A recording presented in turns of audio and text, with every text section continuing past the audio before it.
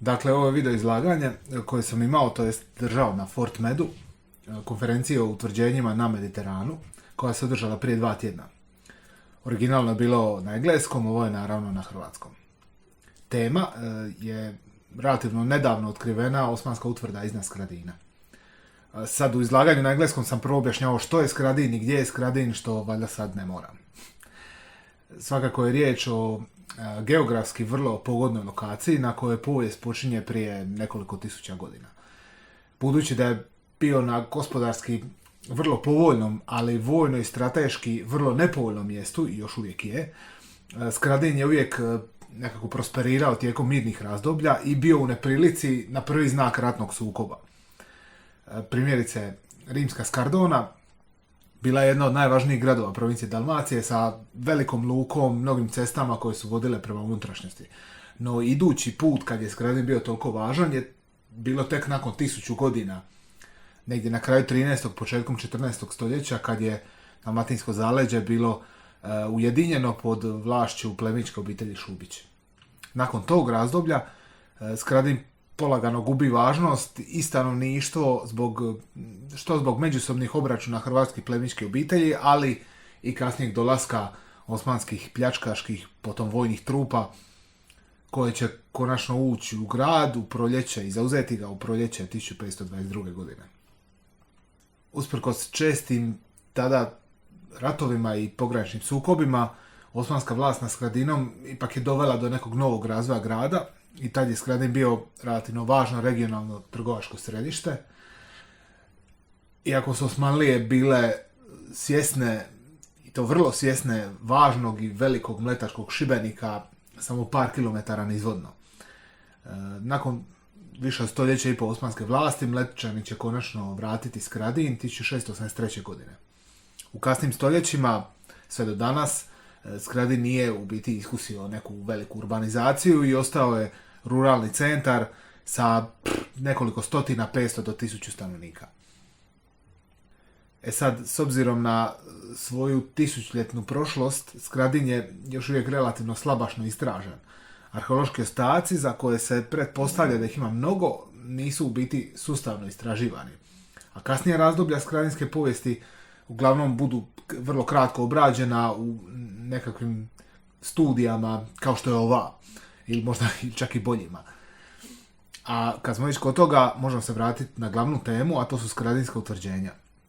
Odmah nad gradom i danas se nalaze ostaci utvrde zvane Turina, toranj, koja se, kao što ime govori, sastoji od srednjovjekovne okrugle kule i dva, u biti, ja bih rekao, kvazi bastiona koja su dodana na strani prema rijeci. Od ta dva samo je jedan sačuvan, onaj istočni. U posljednjih nekoliko desetljeća na Turini su rađene neke restauracije, ali dokumentacija o njima nije baš javno dostupna, kao što isto tako nije jasno jesu li se u to doba vršila i nekakva arheološka istraživanja. Nova konzervatorska studija napravljena je 2018. godine, a otprilike od istog doba se vrše i detaljna i pažljiva arheološka istraživanja oko Turine, na cijelom području onog brda oko Turine, koja su otkrila mrežu različitih zidova, čiju interpretaciju još u biti čekamo dok se nekako sve ne istraži. Sad, što se tiče povijesnih izvora, prvi grafički izvori iz ranog 16. stoljeća pokazuju Skradin s bedemom koji vodi od obale do vrha brda na kojem je kula. To je očito Turina.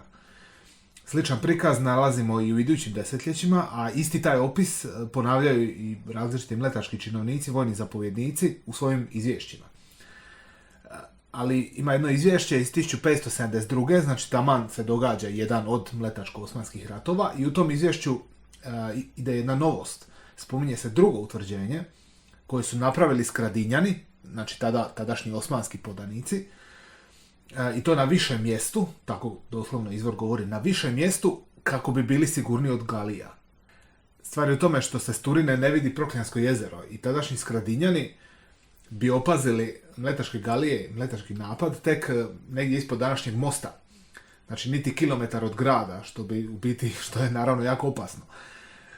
Ali s obližnjih brda istočno od Skradina, bilo je u biti moguće nadgledati širi prostor i dijelom prema unutrašnjosti, ali i prema u biti tom morskom pristupu. I tada je druga utvrda očito i bila izgrađena, jer već u 17. stoljeću svi grafički i pisani izvori govore o dvije utvrde u Skradinu. Jednoj glavnoj utvrdi van grada, to je ova nova, i manjoj u gradu, to je Turina. Prema grafičkim izvorima, ova nova osmanska utvrda van grada bila je pomalo nepravilnog oblika, sa dvije kule okrenute prema rijeci i jednoj prema unutrašnjosti. Danas je to brdo istočno Skradina, iznad vodospreme, prekriveno makijom, alepskim borom i izdubljeno rovovima iz Drugog svjetskog rata, i u biti to je dosta težak teren za istraživanje. A ta lokacija je čak i zadržala toponim Gradina, što je, znamo svi, uobičajeno ime za brdo s nekim povijesnim ruševinama. Mi smo otišli na prvi terenski pregled u listopadu 2018. Nakon što smo u biti pregledali sve ove izvore i zaključili da tamo bi moglo biti nešto. I tad smo otkrili jedno povišeno mjesto sa ostacima bunkera. Naravno novog, modernog bunkera. A 4 dana kasnije smo se malo bolje pripremili što se tiče uopće prolaska kroz taj krški teren. I oko bunkera smo otkrili ostatke kule. Bilo je tu razbacani segmenata sedre, cigle, čak jedan relativno veliki kameni dovratnik koji gore sigurno nije dovela njemačka vojska u Drugom svjetskom ratu. Tu i tamo smo pronašli par redova uslojenog kamena povezanog žbukom i čak jedan ugao između kule i glavnog bedema prema rijeci. Kule i to se zove kurtina. Nešto dalje smo pronašli ostatke druge kule prema rijeci sa nekim zidovima koje se pružaju prema sjeveru. I sad to je sve dosta teško snimiti, budući da se ne vidi od raslinja, ali ipak smo napravili neke zračne snimke početkom ove godine. Ali dodatna istraživanja, nažalost, je gotovo pa nemoguće napraviti dok se područje to cijelo, ili bar ovaj dio na kojem bi trebala biti utvrda, ne očisti od raslinja i od dijela tih obrambenih rovova iz Drugog svjetskog rata. Tako da možemo zaključiti, osmanska utvrda u Skradinu izgrađena je negdje između 1553. i 1570. godine i to kao glavna obrambena točka Skradina, kako bi nadzirala mogući dolazak neprijateljske flote. Ona je uništena u ranim godinama Kandijskog rata i nije ponovno podignuta. Radi se o relativno rijetkom primjeru da su Osmanlije podigli utvrdu na potpuno novoj lokaciji u Dalmaciji. Daljnje istraživanja i neke usporedbe sa sličnim lokalitetima, sa u biti isto tako nekim fortifikacijskim strukturama koji su izgrađeni u blizini nekih starih utvrđenja srednjovjekovnih, tipa to su vam Zadvarje ili Vrgorac, bi nam mogla dati zanimljive komparativne rezultate.